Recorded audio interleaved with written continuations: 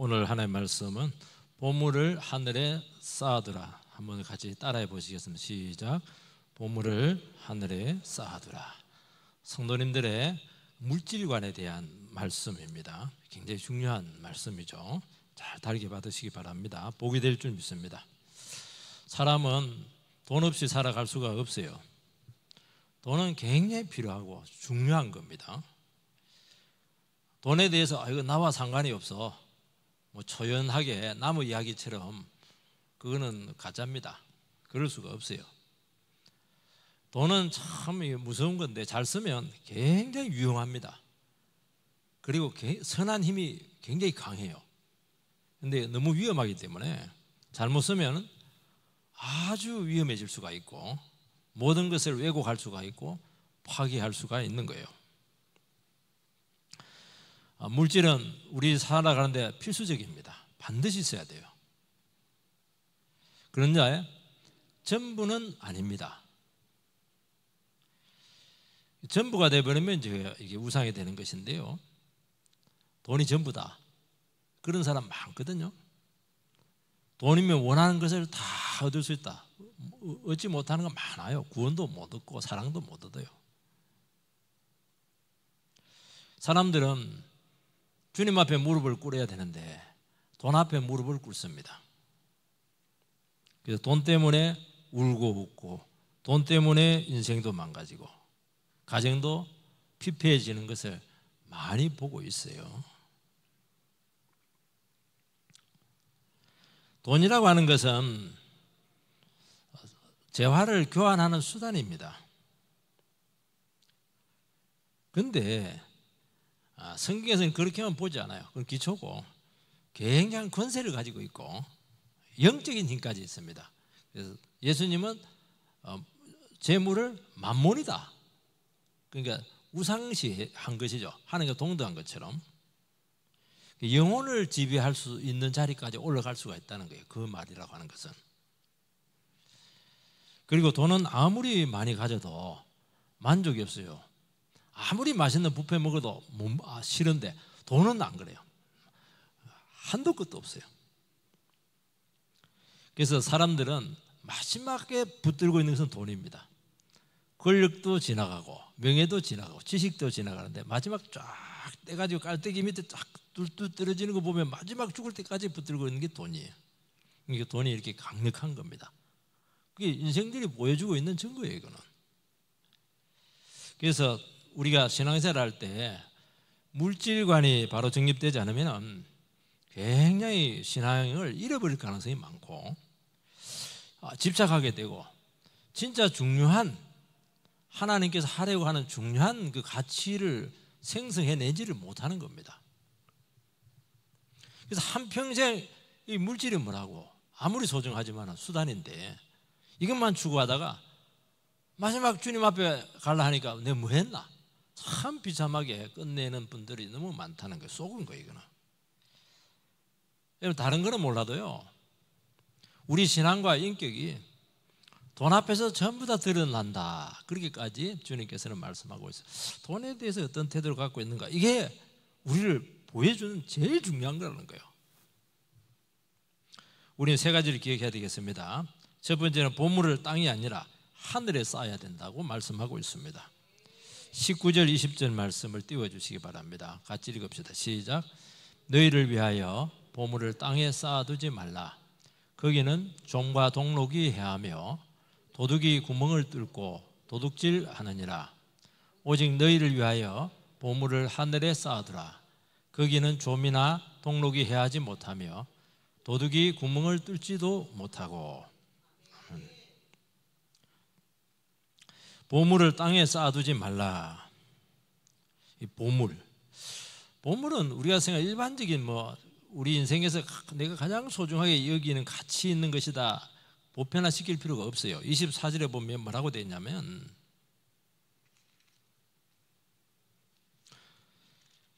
여기 보면 두 주인을 못 섬기는데 하나님과 재물을 겸하여 섬기지 못한다. 여기서 말한 보물은 재물을 이야기하는 거예요. 그래서 우리는 이 본문을 볼 때 재물이라고 하는 것에 돈이라고 하는 것에 한정을 시켜야 되는. 그래 안 하면 너무 주제가 분산되기 때문에 명확한 의미가 드러나지 않습니다. 사람들은 재물이 생길 때마다 쌓고 싶어요. 모으지 마라 그 얘기는 하지 않았어요. 쌓고 싶어요. 계속 쌓고 싶어요. 더 많이 많을수록 좋다 그렇게 한다는 거예요. 그러니까 재물에 대한 이 욕심은 거의 정신병적입니다. 사람에게 욕망이 어디에서 제일 폭발하느냐? 놀러 가는 것도 힘들어요. 또 아니면 다른 것도 오락 이런 것들도 그런데 최고로 욕망이 폭발하는 것은 이 재물입니다. 21절에 뭐라고 되어 있냐니까 내 보물이 있는 그곳에 내 마음이 있다 그렇게 말씀합니다. 그러니까 돈과 사람은 뗄래야 뗄 수가 없다. 나 돈 그거 그냥 아무것도 아니야. 그 거짓말입니다. 돈 있는 곳에 마음이 다 있는 거예요. 그 사람이 돈 쓰는 거 보면 이 사람 마음이 어디에 있는가 하는 것이 다 드러나요. 사람은 약해서 돈을 하나님처럼 경배할 수 있다고까지 성경에서는 인정을 하고 있는 것입니다. 우리가 그러면 돈이 나쁜 것이냐 그러지 않아요. 가치 중립적이고 재물도 마찬가지입니다. 태도가 문제라는 거예요. 재물에 대한 우리의 그 태도가 중요하다는 겁니다. 재물을 쌓아두는 것은 그것이 행복과 삶의 안정과 우리 인생의 가치를 둔다고 사람들은 믿기 때문에 마지막까지 붙들고 있는 거예요. 너무 과도한 평가를 할 가능성이 너무 많다는 거예요. 재물이라고 하는 것은 우리 살아가는 데 있어서 아주 필수적이고 반드시 있어야 되지만 중요한 수단이지만은 최종적인 결정적인 것은 아니다. 그것을 잊지 말라는 것입니다. 돈은 엄청난 힘이 있고 또 절대적인 위치까지 올라갈 수가 있고 그리고 절대적인 위치에서 명령을 하기 때문에 사람들에게 지시를 하기 때문에 우리의 인생과 삶을 아주 왜곡시킬 수가 있는 거예요. 그래서 태도가 참 중요하고 우리 크리스찬들이 물질 관련돼서 분명치 않으면 여기서 전부 다 휘둘린다는 거예요. 이 돈이라고 하는 것은 항상 우리를 시험대 위에 딱 올려놓습니다. 항상 그래요. 한 번 아니 평생 그렇습니다. 돈은 자유하기가 힘들어요. 돈이 딱 모이고 생기면은 그때부터 시험이 들기 시작하는 거예요. 그래서 우리는 이 물질을 통해서 하나님과의 관계를 들여다볼 수가 있다 그렇게 말씀을 하고 있는 거예요. 그래서 이 물질에 대해서 성경은 적나라합니다. 그 정도로 위험하고 소중하고 잘 다뤄야 된다는 거예요. 그토록 소중한 보물이라고 하면은 안전한 곳에 쌓아두라 그렇게 말씀하고 있습니다. 땅에 쌓아두면은 축이 나고 없어지고 결국 남지 않는다는 겁니다.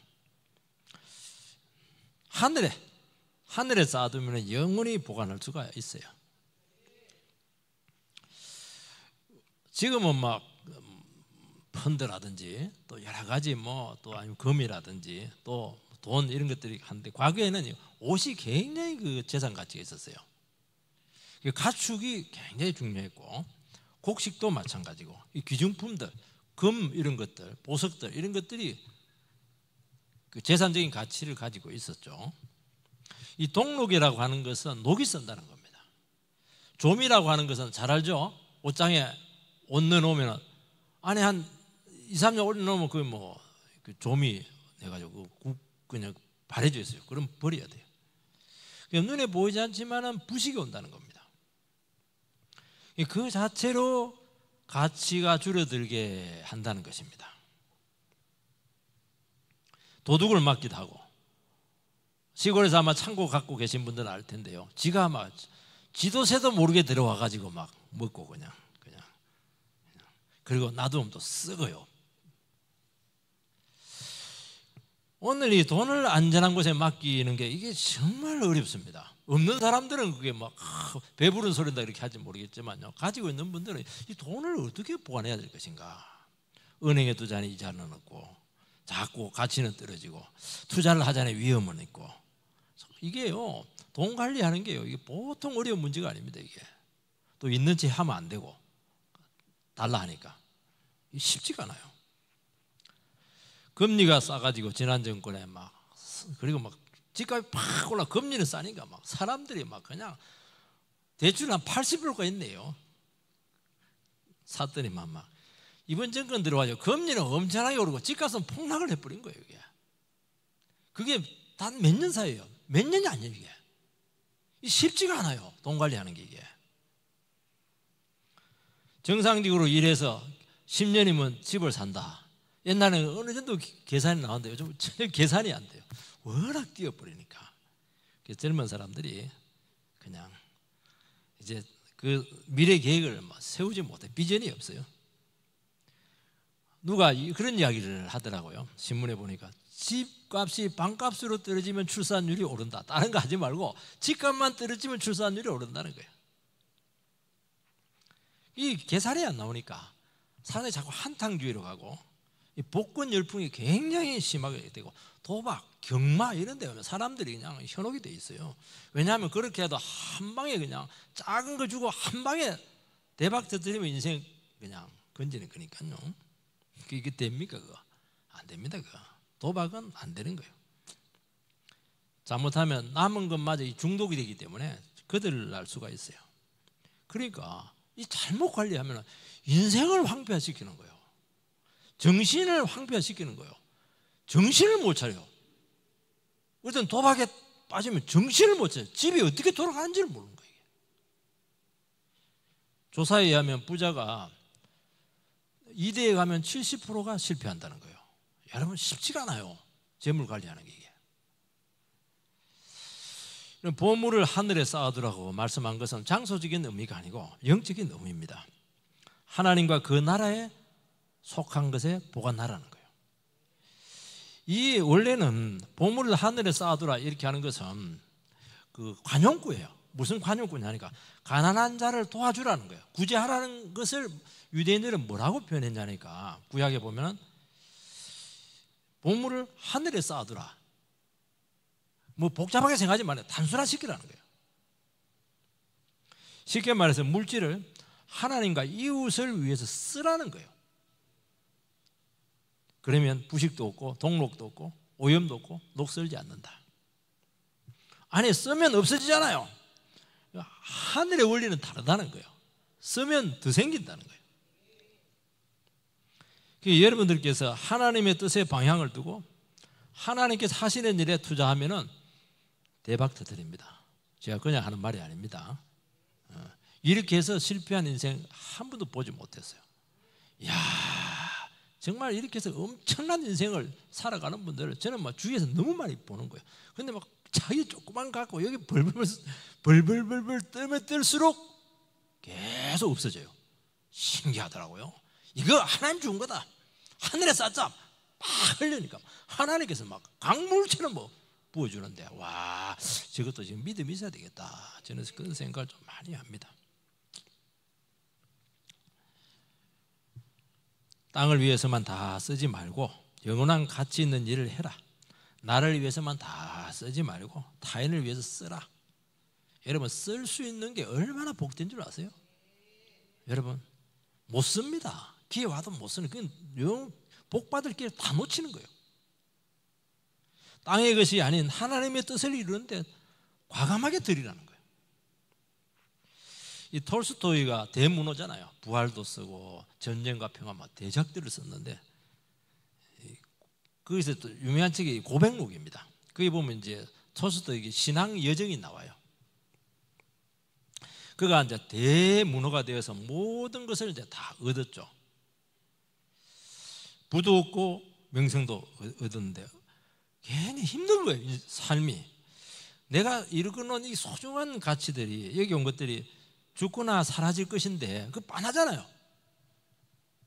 이걸 어떻게 해야 되느냐는 거예요.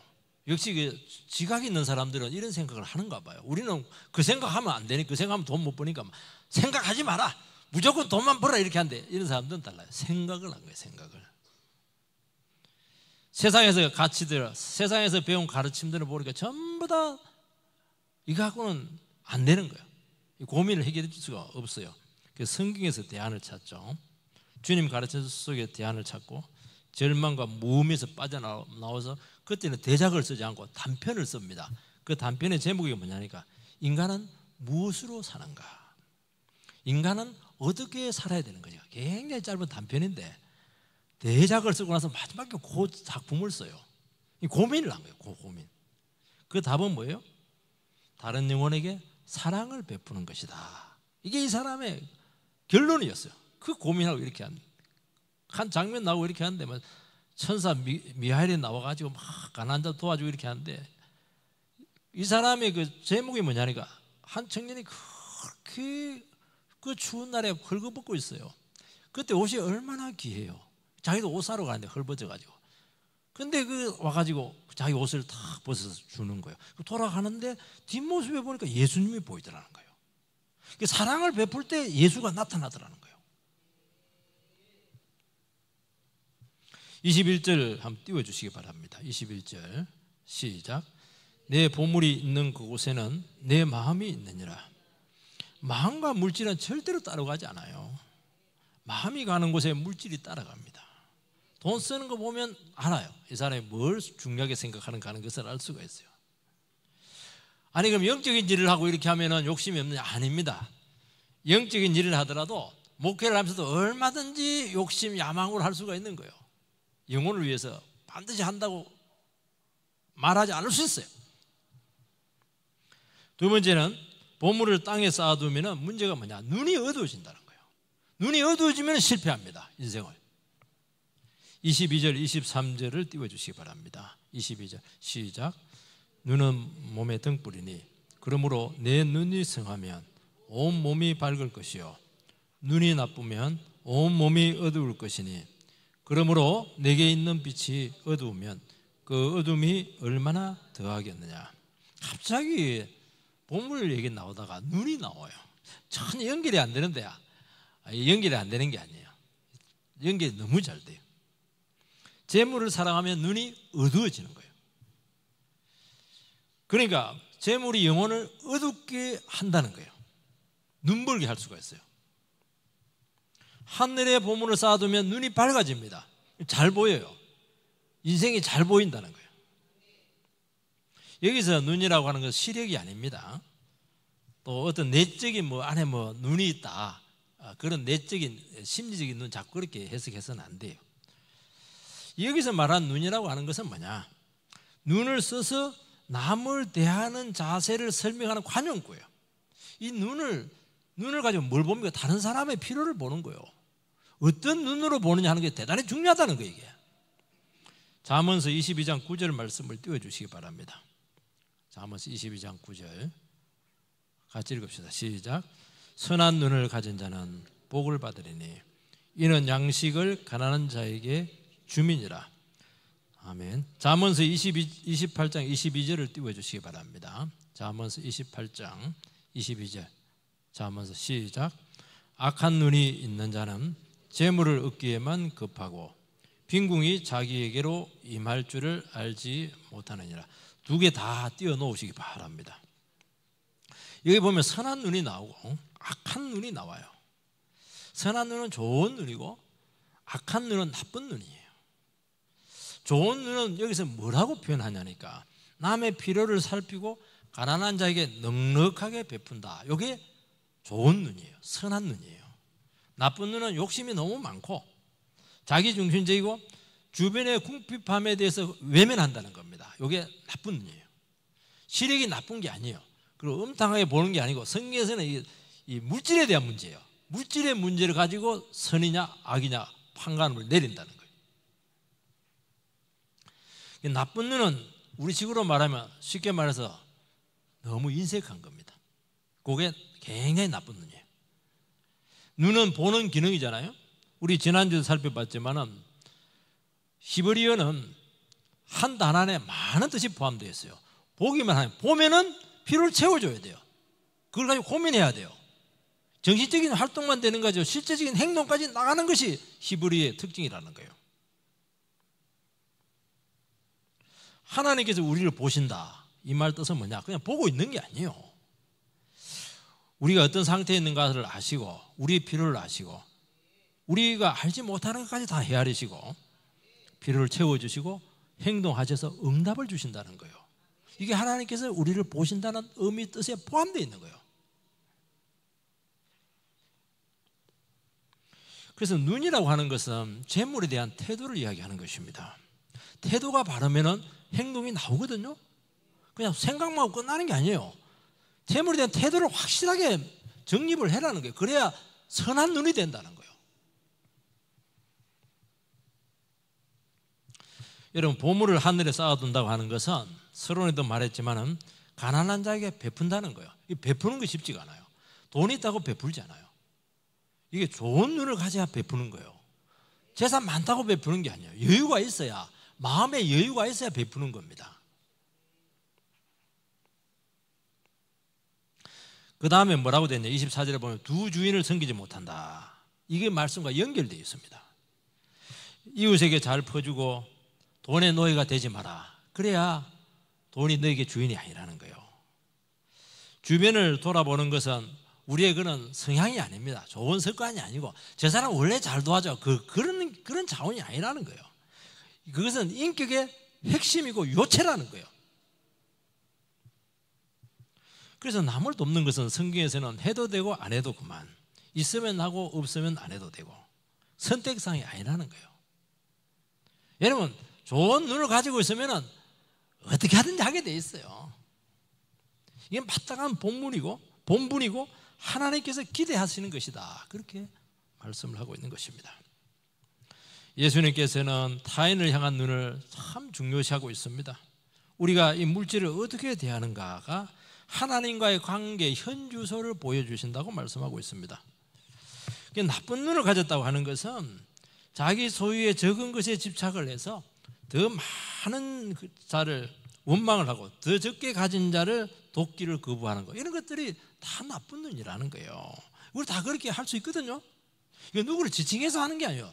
부자에게도 하는 말도 아니고 가난한 똑같다는 거예요. 사람은 다 똑같다는 거예요. 이게. 하나는 이런 마음, 악한 눈을 가지고 나쁜 눈을 가진 것은 그 사람 중심 속에 뭐가 있냐면은 하나님은 너무 인색해. 하나님은 우리를 돌보지 않아. 하나님 능력이 없어. 그런 신앙을 갖고 있는 거 아닌가요? 진짜 하나님께서 부여하시고 우리 필요를 채우시고 우리 미래까지 책임지신다.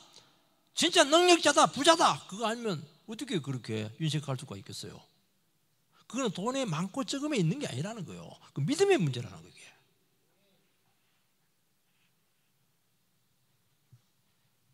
그래서 자꾸 궁핍한 이웃들하고 자꾸 거리를 두고 단절을 시킨다는 것입니다.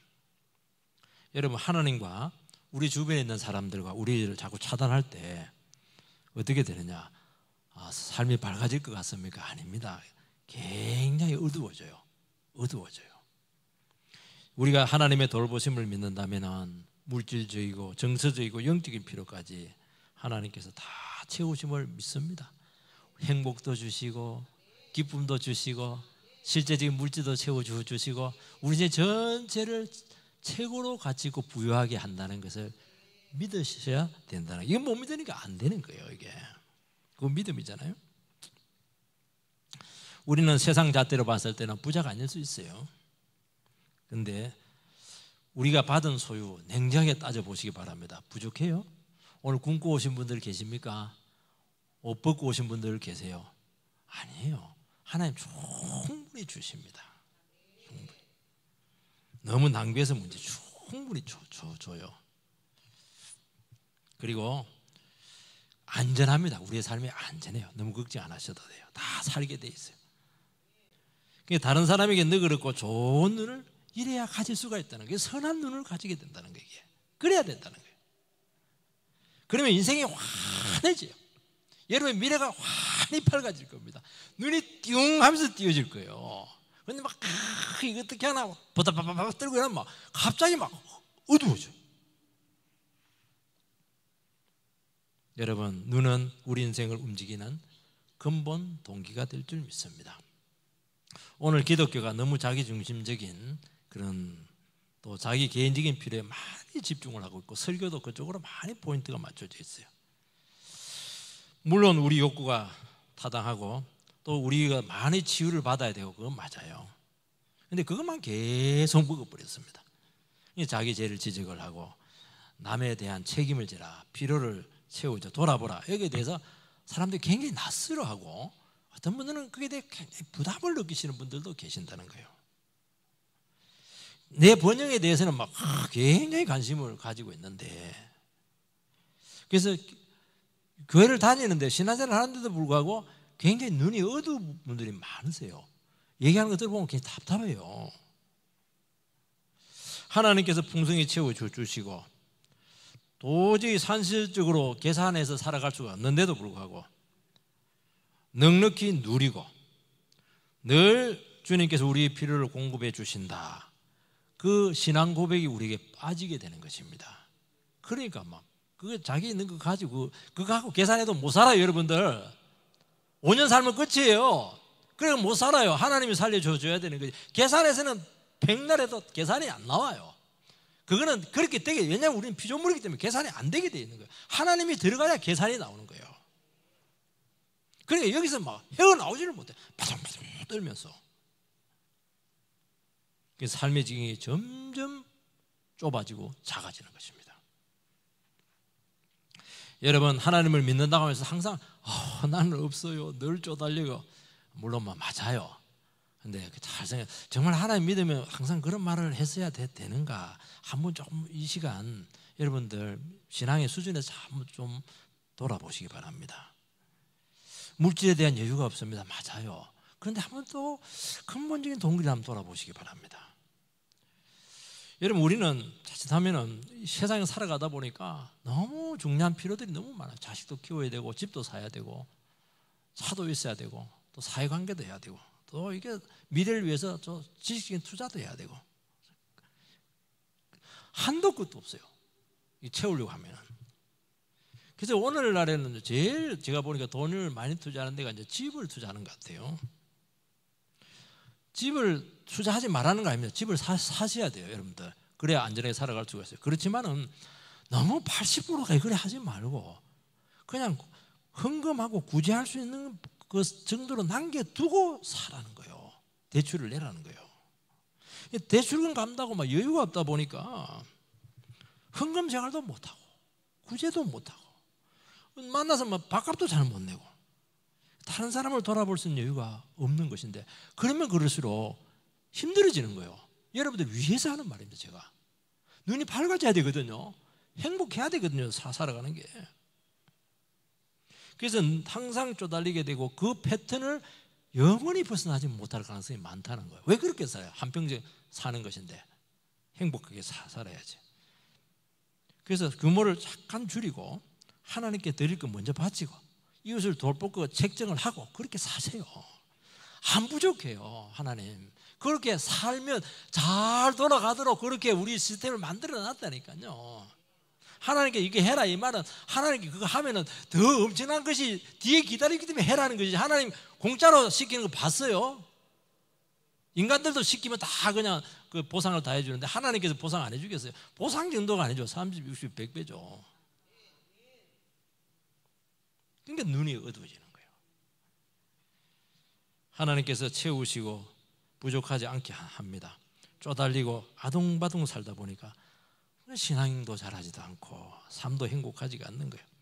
제가 분명히 말씀드린 첫 번째는 먼저 하나님께 바치시기 바랍니다. 하나님이 주신 것인데 왜 내가 다 가지려고 해요? 여러분 준 것 중에 여러분의 것으로 다 된 거 있어요? 다 받았잖아요. 부모로 받은 것은 뭐 부모가 준 겁니까? 다 부모도 은혜 받아서 여러분들이 준 거잖아요. 여기서 헌금은 11조를 이야기하는 것입니다. 제가 이거 준비하면서 옥하는 목사님 그 설교하는 걸 제가 들어봤는데, 사람이 이제 가장 두려움을 많이 느끼는 높이가 이제 11m라고 그래요. 특전사들이 이제 점프를 할 때 어디 가서 점프 연습을 하냐니까 10m 그 높이에서 점프를 한대. 10m 올라가면 다리가 우두두두 떨린대요. 10m 하니까 이제 그 서면은 11m가 된다는 거예요. 거기서 뭐 수없이 뛰어내린다고 그래요. 두려움이 없어지면은 이제 비행기 타고 낙하를 한다는 겁니다. 10m 이상은 똑같아요. 20m 똑같대요. 어차피 안 보이니까. 11조는 딱 그 10의 1이니까 그렇다는 게 굉장히 공포스럽다는 게 제일 무섭다는 거예요. 그냥 월급에서 11조를 떼는 게 굉장히 아이고 이거 완전 살점 떨어진다는 것 같아요. 그런데 11조를 한번 훈련을 해놓으면 그때부터는 이제 두려움이 없어집니다. 돈에 대해서만은 두려움이 없어요. 자유로워요. 돈에서만 자유로워도 여러분들이 얼마나 여유있게 살아가는 줄 아세요? 전부 다 돈에 매여서 지금 왜 그렇게 살아? 돈 수단인데. 제가 아시는 분들은 초신자들 오면 그거 시킨대요. 11조 할 수 없어요. 그러면 1,000원 하세요. 1,000원 11조하고 1,000원 감사한금 하세요. 그거부터 시작해라는 거예요. 하는 게 중요하다는 거예요. 두 번째는 다른 사람의 필요를 채우라는 거예요. 계산하면 절대로 못 도와줘요. 늘 얘기해요. 11조 헌금 남 도와주는 거 미리 떼놔라는 거예요. 그 나머지 갖고 살라는 거예요. 그런데 내가 살고 남으면 한다면 절대로 못해요. 영원히 못해요. 하나님이 채워주실 줄 믿습니다. 이번 주에 우리가 박소영 권사님, 권사님이 아주 이분이 이제 제가 불러서 전도 실습을 했는데 굉장히 유익했어요. 이분은 이제 딱 그 전도를 자기가 하고 교회를 초청하면 마지막에 헌금을 분명히 가르친다. 어떻게 가르칩니까? 그러면서 자기 이제 간증을 하는데 무슨 간증을 하냐니까 자기가 그렇게 어렵고 힘들었는데 하나님 앞에 선포를 했어요. 하나님, 이번 달부터 제가 100만 원 11조 합니다. 그러면 1,000만 원 채워줄 것을 믿습니다. 그렇게 한 거예요. 이번 달에 260을 했다는데 한 번도 100만 원 이하를 해본 적이 없다고 그래요. 저는 이것을 여러분들에게 11조에 대한 강요를 얘기하는 것이 아니고 하나의 예로서 우리가 이런 믿음도 가지게 되기를 바라는 거예요. 여러분들에게 복을 주기 위해서 하는 말씀입니다. 그리고 나서 강의를 하고 나서 우리가 강의료를 줘야 되는데 강의료를 받기는 그냥 칼국수 먹으러 갑시다 이러니까 뭐 칼국수 먹냐고 전부 다 짱어집으로 통장을 찍어가지고 막 7명이 막 제가 태어나서 짱어를 이렇게 많이 먹어본 처음이에요. 자꾸 시켜가지고 막 제발 고만고만 이래가지고 우리 배 터지게 먹었어요. 주님께서는 크리스찬들이 하나님이 너무 가난해서 정말 인색하면 하나님이 그렇게 하나님 불쾌할 것 같아요. 너희가 고하냐? 지금 그렇게 물을지도 몰라요. 여러분 아둥바둥 모으면 어느 정도 쌓일 겁니다. 그것도 인정을 합니다. 당연하죠. 그런데 문제는 눈이에요. 눈이 어두운데 눈이 이상한데 한 방에 나가는 경우 너무 많이 봤거든요. 엉뚱한 데 투자했다가 한순간에 다 날리는 거예요. 여러분 돈 앞에 못 속이는 거예요. 도둑이 가져가고 조물 어떻게 여러분들의 힘으로 막을 수가 있어요? 경기의 변화를 여러분들이 어떻게 예측할 수가 있어요? 그건 하나님의 영역이라는 거예요. 그게. 그래서 헌금은 항상 우리를 시험한다는 거예요. 여러분 돈 앞에 여러분 못 속입니다. 다 드러나게 돼 있어요. 우리가 그런 것을 기억하면서 다시 한 번 더 작은 거지만은 정말 삶의 우선순위를 잘 정해가지고 하나님 앞에 하늘에 보물을 많이 쌓으시기 바랍니다. 절대로 손해보지 않을 겁니다. 마지막으로는 재물이 주인이 되지 않게 해라고 말씀하고 있습니다. 24절 말씀을 띄워주시기 바랍니다. 24절 시작. 한 사람이 두 주인을 섬기지 못할 것이니 혹 이를 미워하고 저를 사랑하거나 혹 이를 중히 여기고 저를 경히 여김이라. 너희가 하나님과 재물을 겸하여 숨기지 못하느니라. 인간에게는 두 종류의 주인이 있는데 하나님이냐 재물이냐. 그런데 두 주인을 섬길 수 없다고 말씀하고 있습니다. 하나님과 재물은 동등하지 않지만은 사람들은 하나님 대신에 재물을 하나님처럼 높이고 섬긴다는 것입니다. 그래서 절대로 재물이 주인이 되지 않게 하라고 당부하고 있습니다. 두 주인을 하나님께서 섬길 수 없다고 하는데 사람들은 두 주인을 다 섬길 수 있다고 하면서 그걸 살아간다는 거예요. 그러면 어떤 일이 생기느냐? 하나님께로부터도 버림받고 세상으로부터도 버림받는다는 거예요. 신앙도 실패하고 세상에서도 실패한다는 거예요. 그래 하지 말라는 거예요. 하나님을 섬기세요. 우상이니까. 그러면 돈은 따라오는 거예요. 걱정하지 마세요. 그래서 재물을 만몬으로 번역을 하는 것입니다. 그러니까 재물은 중립적인 교환 수단이 아니고 우상이 될 수가 있는 신적인 힘을 가질 가능성이 많다는 거예요. 그래서 재물은 영향력을 확대를 하고 사람을 예속시키고 재물이 최고다 그렇게 속인다는 것입니다. 그래서 재물이 하나님의 위치에서 전능한 힘을 행사할 가능성이 많다는 거예요. 오늘 그렇잖아요. 돈이면 못할 게 뭐가 있어요? 돈은 귀신도 춤추게 한다고 중국 속담에 나와 있잖아요. 사람을 죽이고 살리고 오게도 하고 가게도 하고 막 돈의 힘은 엄청납니다. 그런데 이 권한은 하나님께만 있는 거예요. 마귀가 돈을 가지고 장난을 치고 있는 거예요. 왜 장난에 놀아나냐는 거예요. 지금 돈의 눈이 어두워져 있는 거예요. 여러분 돈에만 자유하면 참 다 좋아요. 너무너무 젠틀하고 멋있고 신앙도 좋고 이렇게 했는데 돈만 나오면 이상해지시는 분들이 계세요. 참 돈이라는 게 참 위력이 있다는 것을 제가 많이 경험합니다. 뭐라고 되어 있죠? 혹 이를 미워하고 저를 사랑하거나 혹 이를 중히 여기고 저를 경히 여김이라. 미워해라는 거예요. 미워해라는 거예요. 돈을 무조건 혐오하고 막 우리 선조 최영장군 돌같이 보라. 저는 그건 또 별로예요. 배째 간다. 그러라는 의미가 아니고 그 가치를 제자리로 돌리라는 거예요. 왜냐하면 재물이 우상이 되고 삶의 목적이 되려 할 때 너 신이 아니야. 돈은 돈 나와야지. 돈의 위치로 내려가. 돈이 막 유혹을 해요. 탁탁 때려가지고 막 엎드려. 이렇게 해서 돈이 막 정신을 차리도록 돈은 돈답게 굴어야지. 이렇게 해라는 거예요. 왜냐하면 수단이 이제 목적이 될 수 없거든요. 경히 여긴다고 하는 것은 잘못된 요구를 한다는 거예요. 돈이 그걸 거부하라는 거예요. 돈이 나를 움직이려고 하거든요. 자본주의 사회는 재물 때문에 신앙 양심을 팔게 하거든요. 그걸 하지 말라는 거예요. 적어도 나를 움직이려고 하는 것은 하나님 외에 돈 가지고는 나를 움직일 수가 없다. 그걸 경히 여기는 겁니다. 이게 뭔데 네가 내 영혼을 욕을 하냐고. 딱 그렇게 나와야죠. 누가복음 16장에 보면은 불의한 재물로 친구를 사귀라고 말씀하고 있습니다. 재물이 불의한 게 아닙니다. 불의할 가능성이 너무 많은 거예요. 그러면 친구를 사귀라는 거예요. 친구 사귀면 사줘야지. 도와주고. 그러면 어떻게 됩니까? 내도 사는 거예요. 그리고 그 친구가 나를 천국에서 나를 막 그냥 하나님께 막 칭찬한다는 거예요. 상이 막 딱 쌓인다는 거예요. 얼마나 좋은데요. 청지기의식이죠. 청지기의식. 물질은 언젠가 떠나게 될 것입니다. 그러니까 수중에 있을 때 잘 쓰라는 거예요. 써야 할 때 못 쓰면 정말 후회합니다. 쓸 수 있는 기회가 오는 게 얼마나 중요한 줄 아세요, 여러분들? 나중에 쓰고 싶으면 못 써요. 손이 떨려가지고. 나중에 그 돈 어떻게 되느냐? 가져갈 것 같아요? 남 좋은 일 다 시킵니다. 실컷 모아놓고 막 남한테 좋은 일 다 시키는 거예요. 왜 그렇게 해요? 여러분 돈을 모으기만 하고 잘못 쓰면 무슨 무기가 되는데 잘 쓰면 강력한 은혜의 도가 될 줄 주의 이름으로 축복드립니다.